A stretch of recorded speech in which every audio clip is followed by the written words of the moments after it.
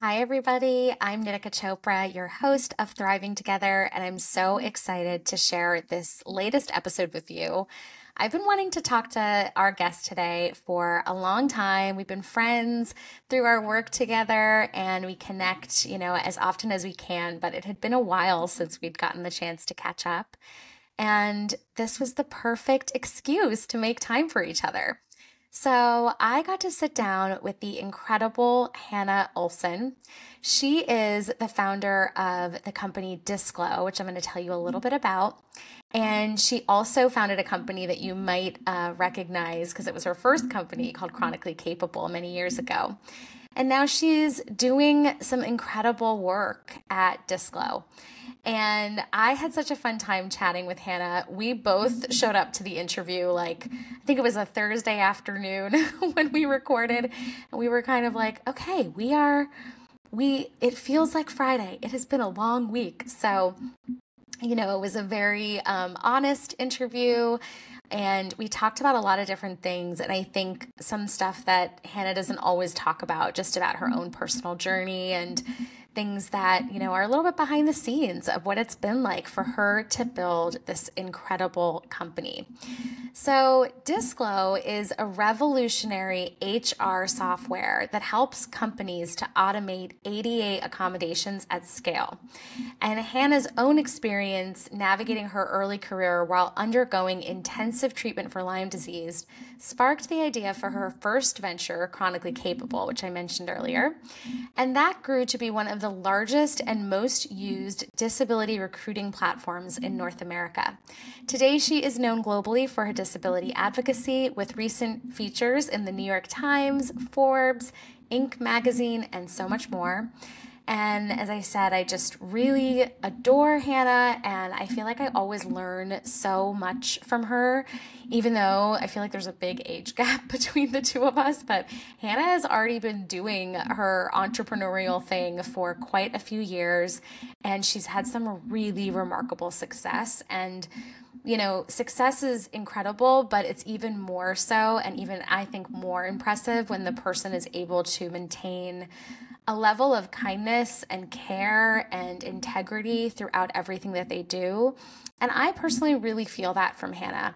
And she's always welcomed our conversations or my questions with open ears and open arms. And that is just not something that you see all the time when people are as busy as she is growing her company.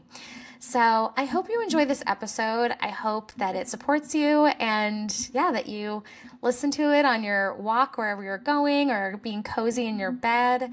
I have really loved doing this season of Thriving Together with all of you, and I just can't wait to keep showing and sharing these episodes with you all. And I also would love to encourage you, if you've been enjoying listening to the show, I would love to encourage you to leave a review, preferably a 5-star review if you love it, but it actually really, really, really helps.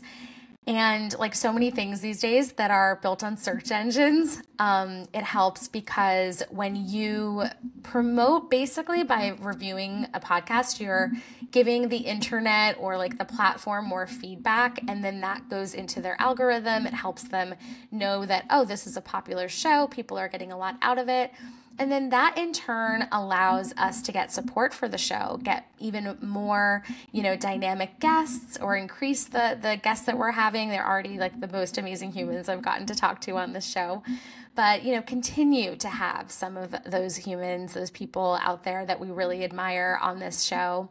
And it allows me to keep showing up and know that I'm doing work that is what you truly want. So that is my little sales spiel for the day. I would love for you to just, leave us a review. That would be awesome. And you can do it, I think, while you're listening to this episode. If you're watching on YouTube, you can go to Spotify or Apple. And you can also like and leave a comment on YouTube, and I will see that when I get a chance. All right, loves, thanks so much for listening. Thank you for being here. I know there's so many places that you can be, but I appreciate that you spend your time with us. My friend Amina always says that, and I really appreciate it. Have a blessed day and enjoy this episode of Thriving Together. Hi, everybody. I am so excited that we have the amazing Hannah Olson with us today. Hi, Hannah. How are you?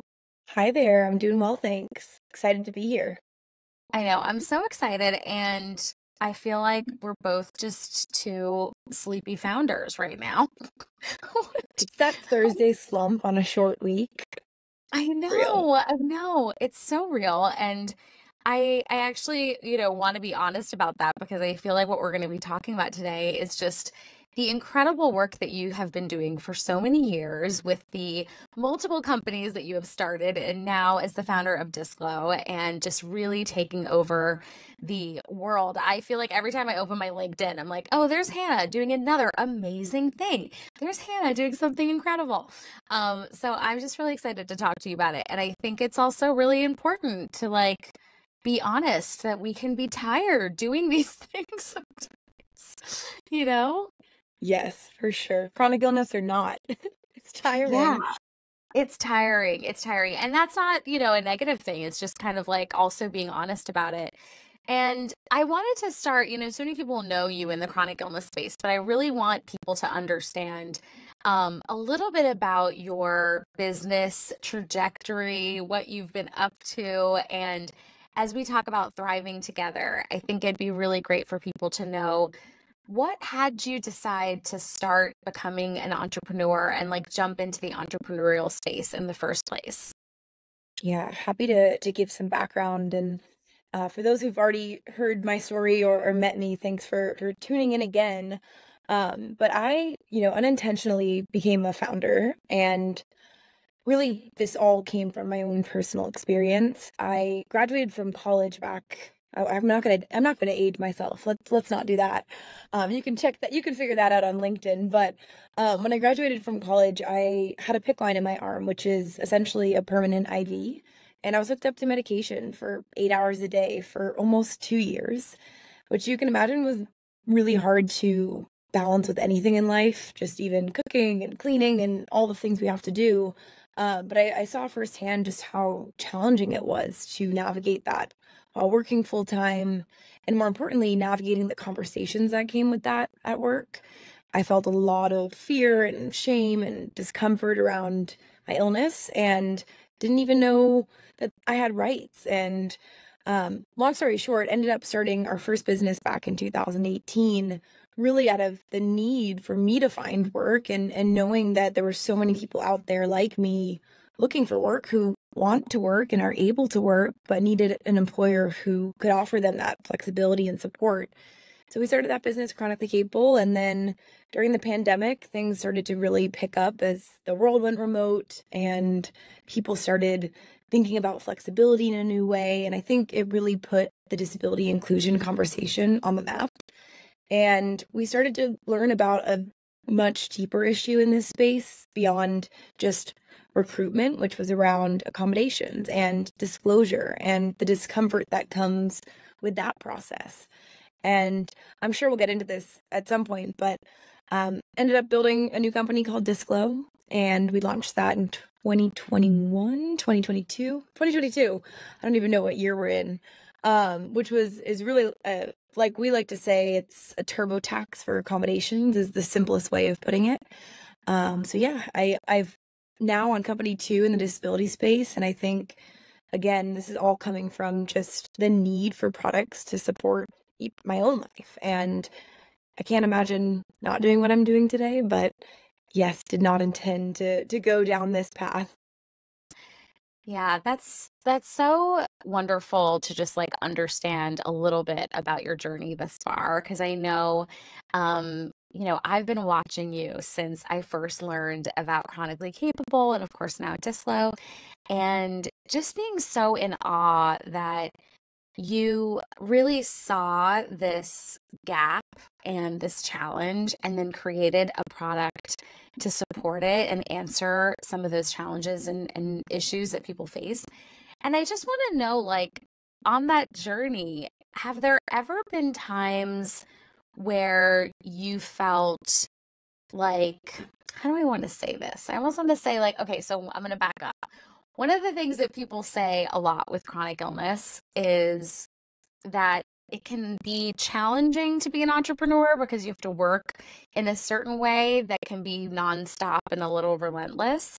But then also there can be positives to being an entrepreneur because of, different things. So I guess I wanted to know that piece is like, was there ever a thought for you that was like, oh, because I have a chronic illness, like this is better for me? Or was it just something that just naturally evolved because it's just what you wanted to do? Was that ever a part of the thought process?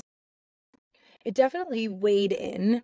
I think I realized pretty early into my career that the traditional, quote unquote, traditional workplace wasn't built for people like me. And I kind of realized that, you know, I had to do something. If no one else was going to fix it, I realized I kind of had to do it myself. And so with that did come, like you said, added flexibility, ability to kind of do things when I need to. But of course, that has also come with crazy travel schedules now and crazy hours. But yeah, I think there was a level of, hey, I can be my own boss, and that might just be easier, and it might be my only option, is what I thought back then. Yeah, and did you come from like an environment or a family or like anybody around you that sort of showed you like this is the way to do it, or was this just innate in you? It's funny you asked that because I was actually just talking to someone about this today. I actually went to hospitality school for college, so nothing related to entrepreneurship, nor even business and tech.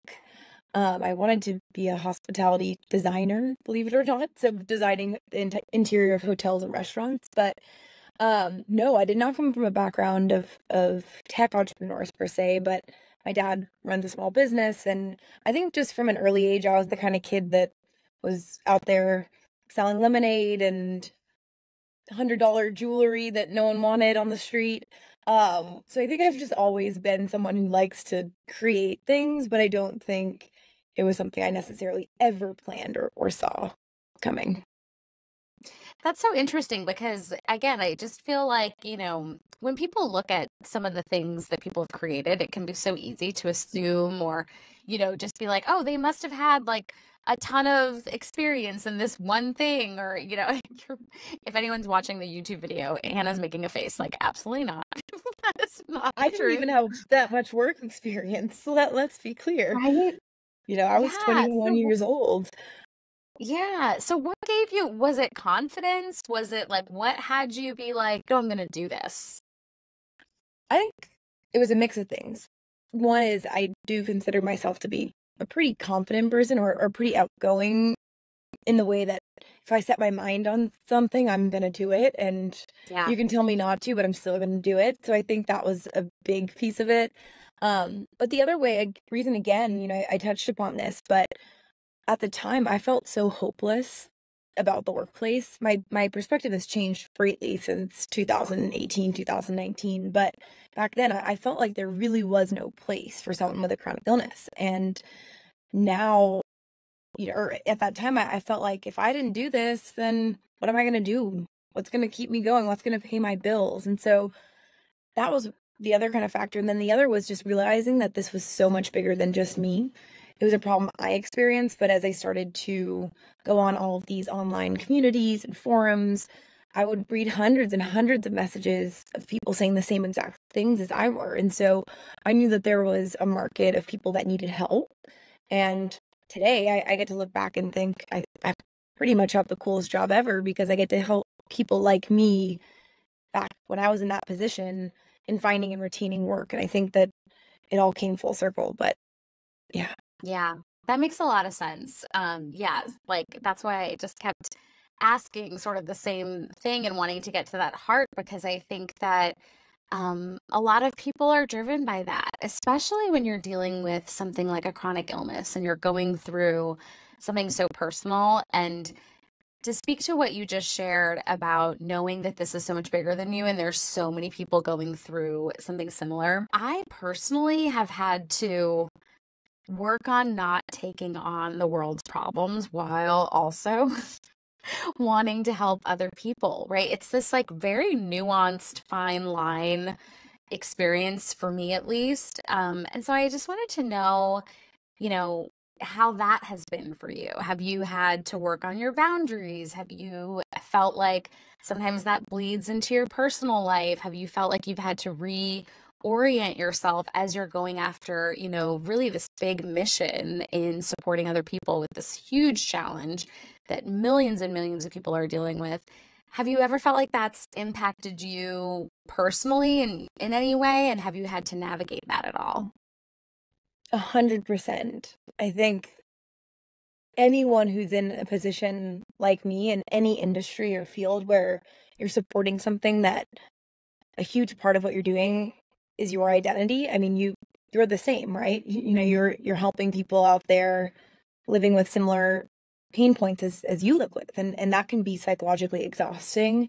And so at times I did feel defeated, and there were many days, weeks, months where I would think, I want to be out of this just because I'm so sick of rehashing everything that I went through.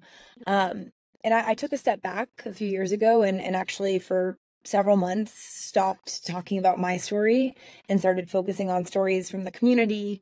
That really helped me because I didn't have to just keep talking about this horrible experience I went through. And now moving forward, I think with time and clarity and personal health healing, I'm able to come back and realize that, hey, my story resonates with people and I should keep telling it and I should keep using my voice. But no, I think anyone in my position would feel that way.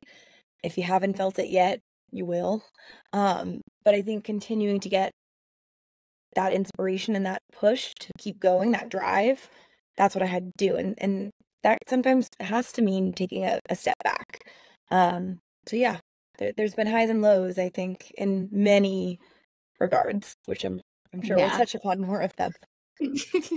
Yeah, no, I really appreciate you saying that because I definitely resonate with that. I feel like that's been probably one of the biggest teachers in building Chronicon. I sort of avoided talking about chronic illness for so long, like before I started Chronicon, because I didn't want it to be my entire identity, like this thing that I was dealing with, right? And I actually feel like, focusing on it too much is like not helpful and not exactly what I want to be doing. So, how do we do that?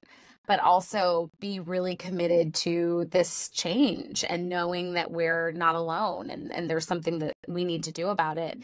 So, what are some of the practices that you have in place, like on a daily basis, to help you navigate that? Is there something that you kind of work through every day or put in place every day, or is it something you're not really thinking about as much? How does that show up for you now?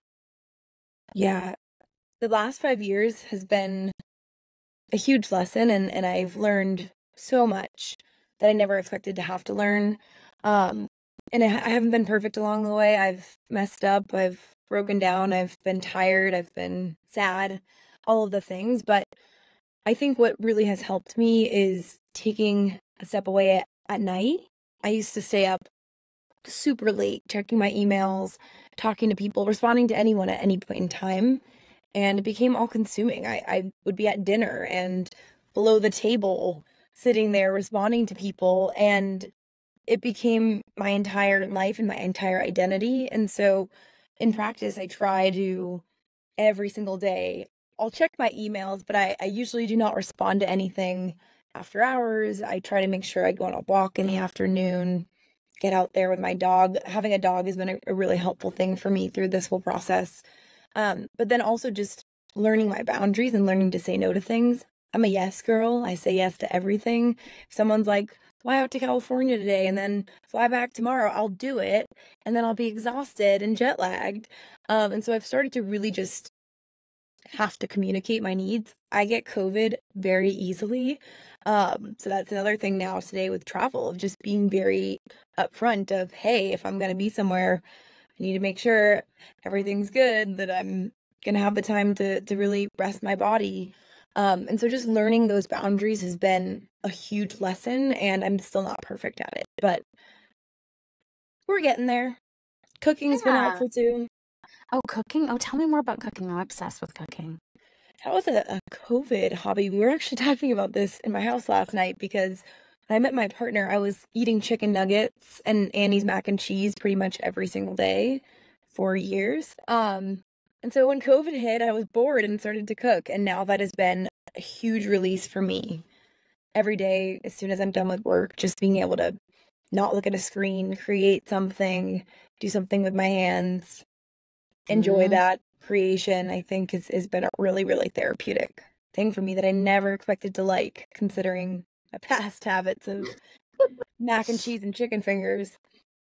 I can relate to the mac and cheese and chicken fingers. I feel like I really try to eat well and healthy, but like I just love junk food at the end of the day.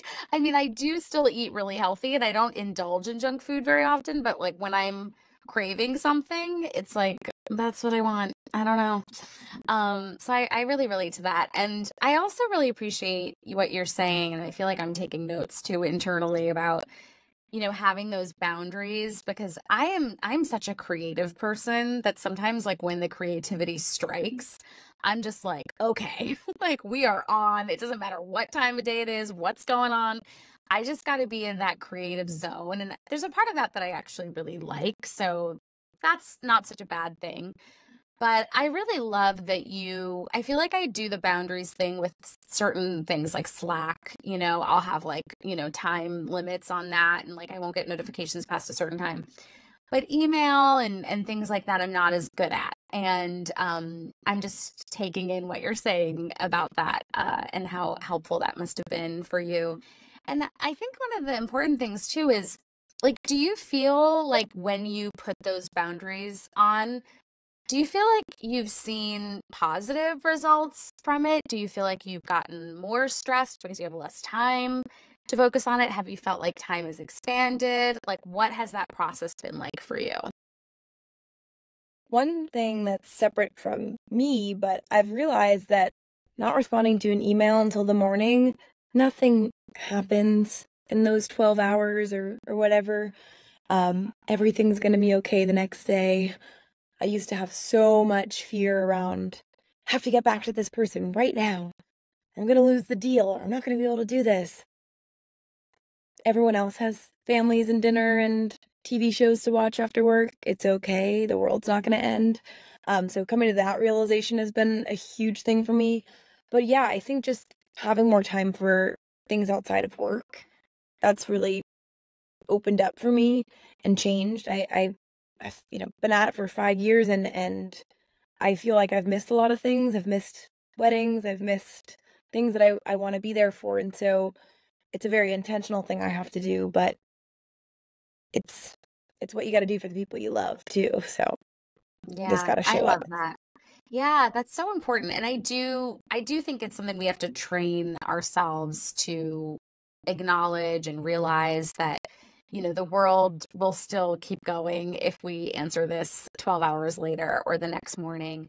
I definitely think I had to train myself around that with like the Chronic Con community. I feel like I was and I love the community so much. So it's like always a joy to show up there, but yeah, I had to be like, okay, Nitika, maybe you don't need to answer this person like right at midnight, right when you get it, just because you're awake or whatever. And it also, I find, to your point, like it sort of trains the people in your orbit to then understand your behaviors and then they show up differently a lot of times too.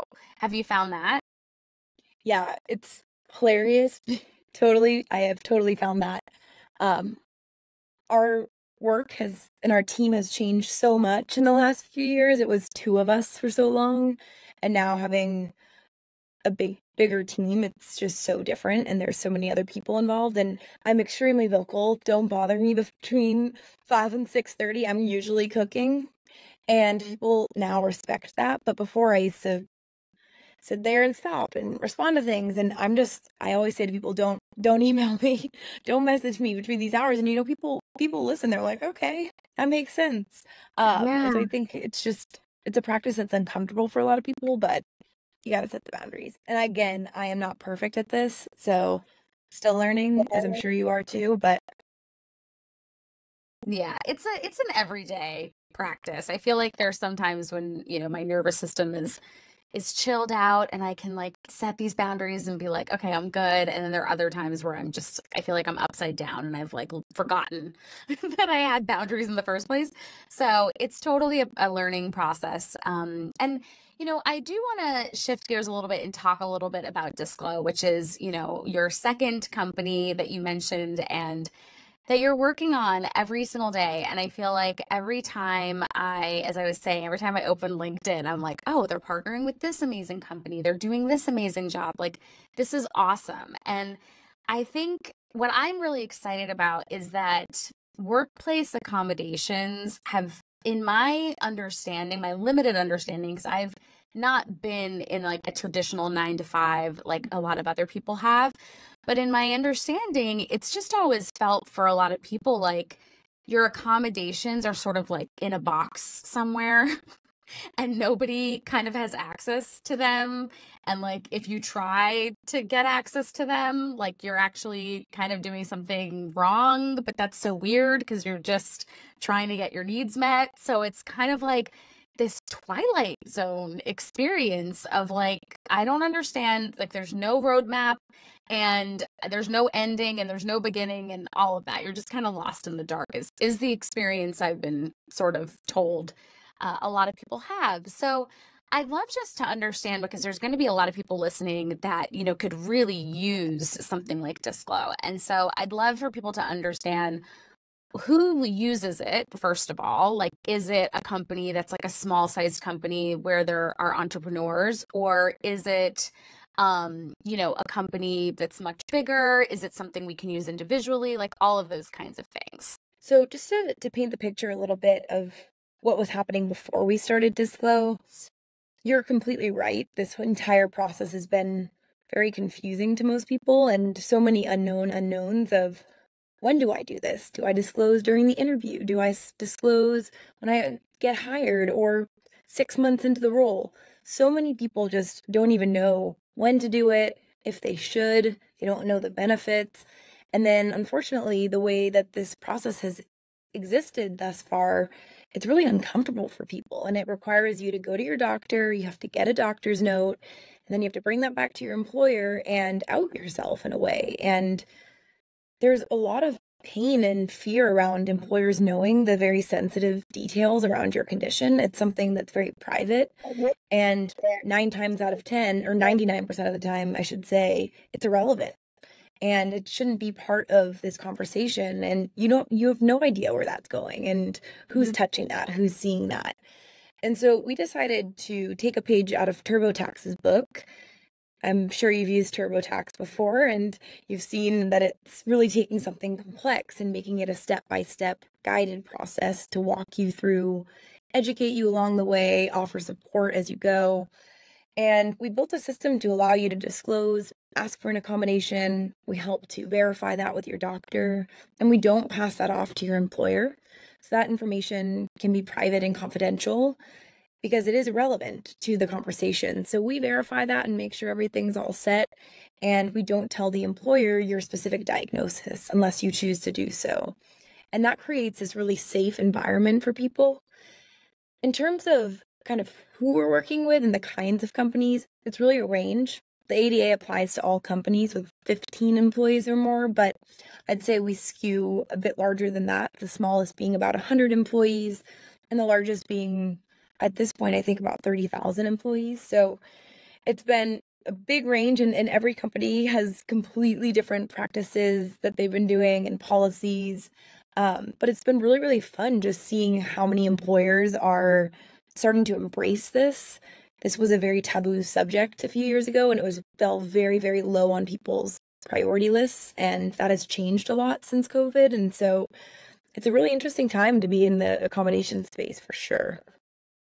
Wow, I'm so excited for you and also for all the people that, were experiencing that scenario that I was explaining before of just feeling like totally in the dark. And I can understand why this has been a taboo topic and also just low on, the list of priorities, because it just feels like it was always this larger than life. There's a lot of red tape, there's a lot of different compliance issues, all those things. And so people were probably just like, I don't want to touch that.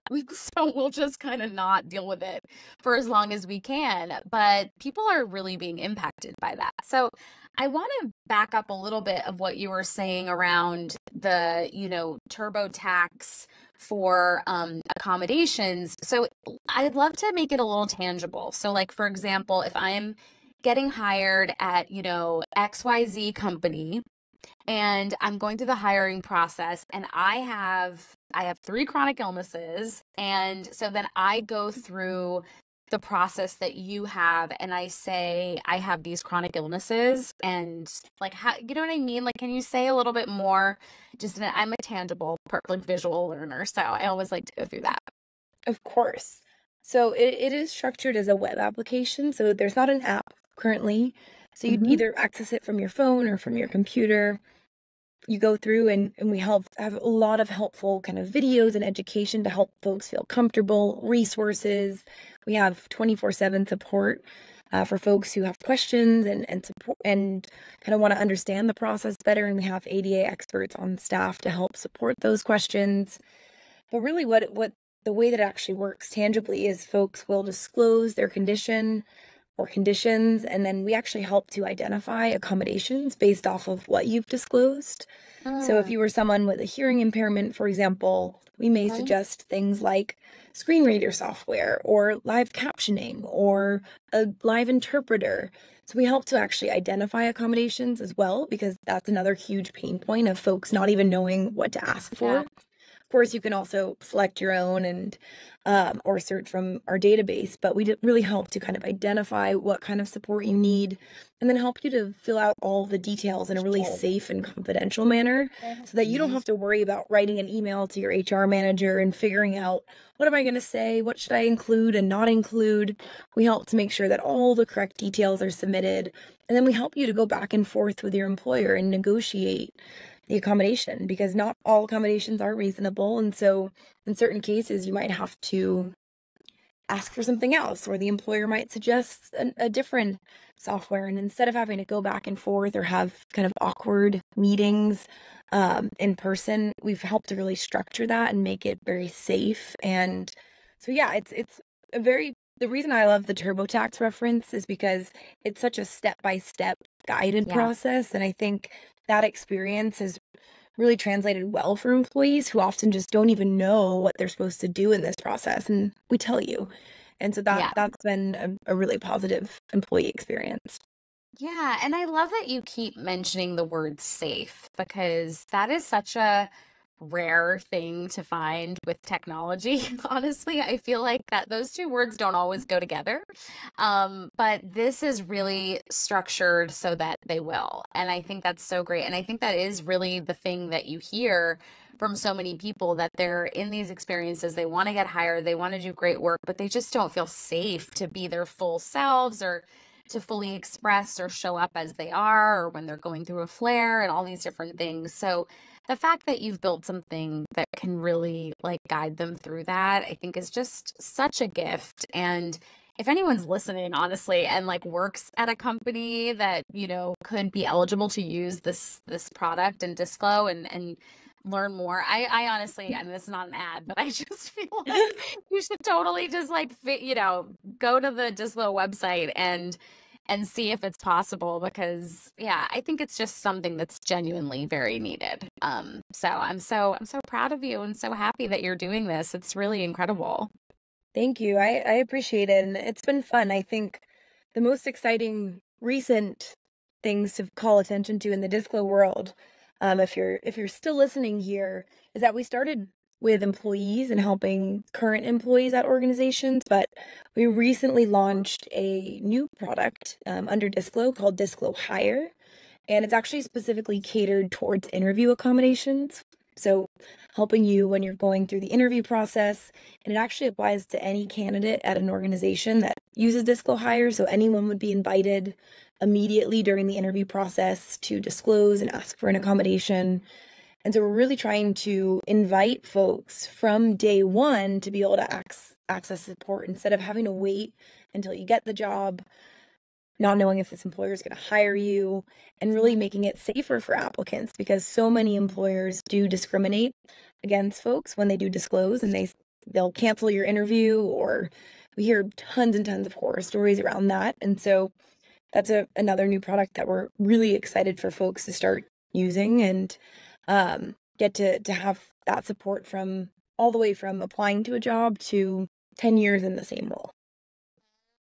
That's so wonderful. And the thing that keeps coming up for me as you describe that new product is like there's a sense of real agency that you're giving people that I think is the opposite of what we often experience when we're dealing with chronic illness. We feel like we just have to like, okay, I guess this is what it is. And I gotta sort of just keep trucking along and I gotta survive and I'm trying to figure out how to even thrive. And so I really love the sense of dignity and agency that you are putting back into folks' hands. I think it's so important. And I do think it's been like such a huge missing piece. So I'm just like so honored that I get to, sit at the somewhat front row and see you doing all of these amazing things. And I've just really enjoyed talking to you today. And I always feel so inspired every time I talk to you and feel like I'm learning about how you're navigating this world of, being a CEO and running these companies and building and figuring out as you go along. It's just been so wonderful ever since I first met you. And one question I want to always ask is, what is your version of thriving?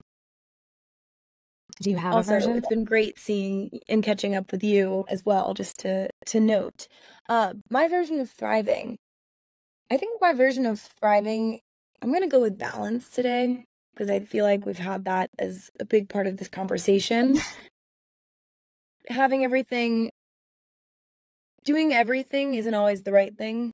And it's one thing to get a bunch of awards and travel and do all this cool stuff. But at the end of the day, it's all about balance, taking care of your body, taking care of your friends and family, finding time for those people. And so I think for me, in a perfect world, if I'm thriving, I'm feeling balanced and calm. Yeah, I'm really getting that sense of calm. You feel very anchored in yourself. And I think that's I think that's the new way of running companies. I actually feel like that's more and more the case. We're all kind of doing I think maybe I'm being Very optimistic, right. but I do feel like, just a few years ago, that was the opposite. It was so glorified to be like a mess and stressed and crying while you're running your company. And I feel like everyone got burnt out. And now we're just like, no, the new vibe is we have boundaries and we are anchored and we are just aligned. And then we show up for work. Sustainable leadership. Yes, sustainable leadership. I love that. I am so here for that. And I feel like we need to start like a coalition of sustainable leadership or something. Like, let's do it. I'm so ready. I love it. I love it. Thank you for being here with us, Hannah. You are such a joy and delight, and I just can't wait to keep watching what you do with Disclo. Thank you so much for having me.